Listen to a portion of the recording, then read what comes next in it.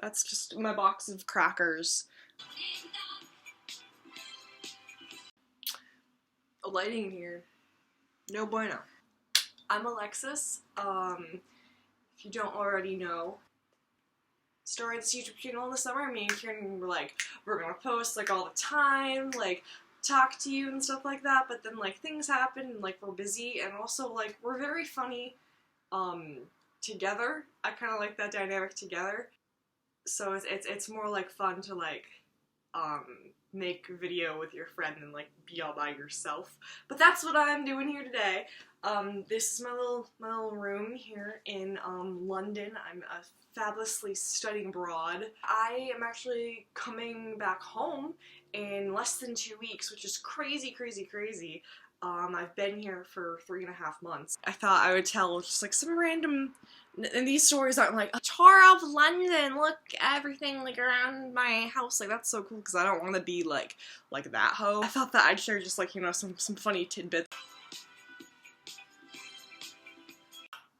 So, I had an internship this semester that was like part of the program. We had so much like orientation, like prepping, and they were kind of like telling us like the stereotypes of Americans in the workplace in London.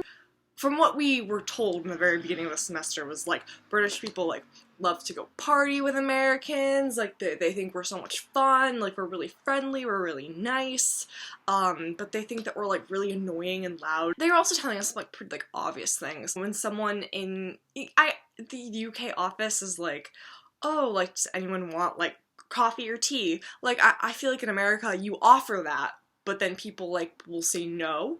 I don't know, when people like ask to go get me things or like make me things, I'm like, oh no, like I got it. But people here are really like if you were to get up and be like, oh, does anyone want some tea? Like 8 people will be like, yes, this is how I want some tea, and I want it with milk, and I want it with sugar, and da. So being here at my internship and being new and kind of having like all this like information that like Americans are rude, like don't be rude, I was like, okay. So it was like the second day of my internship, and it's a very small office. My boss is probably like a little bit younger than like my parents. And it was like, he was like, oh, Alexis, like, if you want, like, you can, like, go break for lunch now. And so I was like, okay, like, I'm gonna go out, like, do you need anything while I'm out? And he was like, oh, no, but, like, you can stay, I'm gonna make, some curry. I don't like Indian food that much. I don't know, it's not my favorite thing. But I didn't want to be like, oh, no, like, I don't want your food. But I felt bad, because I didn't want to be like, I don't like curry, because, like, I didn't want him to be like, I don't know, I didn't want it to seem like a brat. So what I said was, oh, thank you so much, like, that's so nice, but actually I'm gonna go out and just get a sandwich because I'm allergic to cumin. And I'm not allergic to cumin. I don't really know why I said that in that moment. I rolled with it.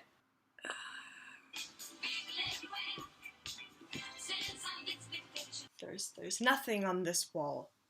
So the next story, I got punched by a homeless woman. So if anyone knows, like, the geography of London, we were going to visit the, Cinema Museum, which is right off the, Elephant and Castle stop. It's the last stop on the Bakerloo line. It's not, like, the worst area of London, but it's definitely not, like, the best. So I get off the tube. I don't have any cash on me ever, even if, like, in America, like, I rarely have cash on me. So when, like, people come and ask me for money, I feel so bad, but I'm just, like, a product of, like, 21st century capitalism, and I just don't have cash. So this woman comes up to me, and she's kind of like she comes up and is like nudging me, and she's like, hey, and like she says something to me, and like I don't know what she's saying, but like I just got off the tube, and I had my phone in my hand, and I was trying to find where this museum was, because it wasn't in like an area where like a museum would normally be, and I was like, oh man, I hope I'm not gonna be late. And so I turned to her and I said, I'm so sorry, but I can't help you right now, I'm really sorry. And I turn away, and as I turn away from her, she punches me in the back. And I was like, oh boy, and I run away.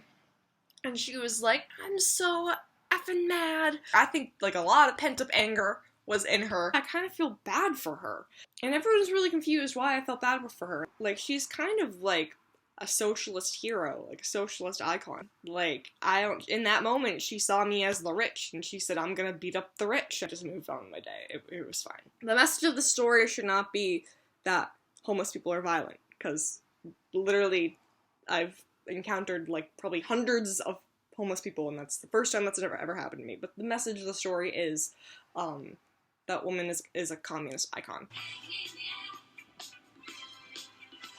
One of my favorite places that I went to was Amsterdam.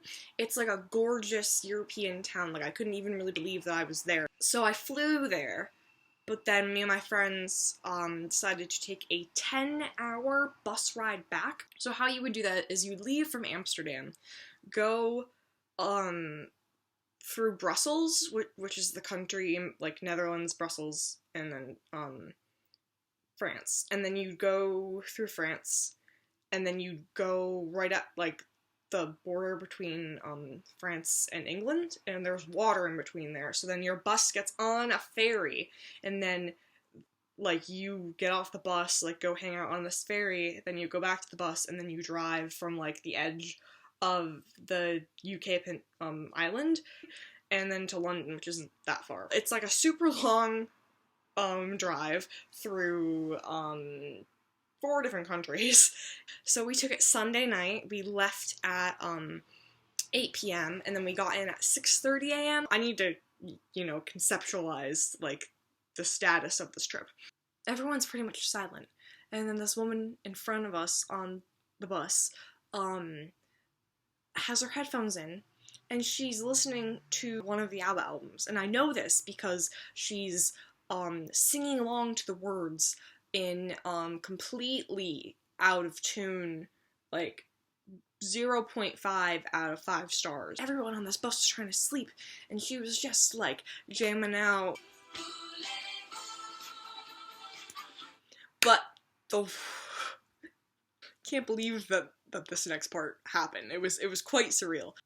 We finally get to, like, the French border. But now that we were, like, getting on this ferry and, like, going to the UK, and, like, the British are very, like, tight with their border patrol. It was some of the most intense, like, border security I've ever been through. Now there's the security guards with, like, these, like, big, like, drug dogs, and they're, like, just gonna go kind of, like, so they walk through the bus, like, with the dogs, and, like, the dogs don't sense anything. They, like, kind of check the overhead compartments with lights, so they were, like, very meticulously, like, kind of checking this bus. And so finally they get to, like, the undercarriage where all the luggage is. They pull this big gray suitcase, and so they're like, whose backpack is this? And, like, no one's coming forward. Finally, this woman comes forward, and so they have her open up the suitcase, and it's just huge boxes and bottles full of this liquid that she keeps on telling them is wine. But apparently when you hold up a bottle of wine and you put a flashlight through it, you're supposed to be able to see a light. There was no light going through this, through any of these bottles of wine. We didn't actually get to know what was in those bottles, but everyone was pretty sure that it was actually cannabis oil, so she was literally smuggling, like, huge boxes and wine bottles in this, like, really big suitcase full of cannabis oil. Like, I can't even describe to you how much oil that would have been. And, like, I don't know, usually I'm like, like, whatever you gotta do, man. I feel bad for, like, individual people in these situations, but in that moment, we had to get on that ferry, our bus, in 8 minutes. And they were still, like, chatting with her about, like, what the substance was in those bottles. And if we were not on that ferry in 8 minutes, we'd have to wait for the other one, which was coming in 2 hours at 4 a.m., which means that we would arrive in London at, like, 6, 7 a.m., which would be, like, peak traffic time, which would be awful. But it was 2:30 a.m., and so if we would get on that ferry, it would be perfect. So finally we do end up on that ferry, but I was like, arrest her, take her away, officer. So yeah, those are just like some of the funny things that have happened to me. So please like this video if you want more stories, because I can probably tell more stories about my study abroad time. Also like this video and comment if you want me to shut up about studying abroad when I studied abroad.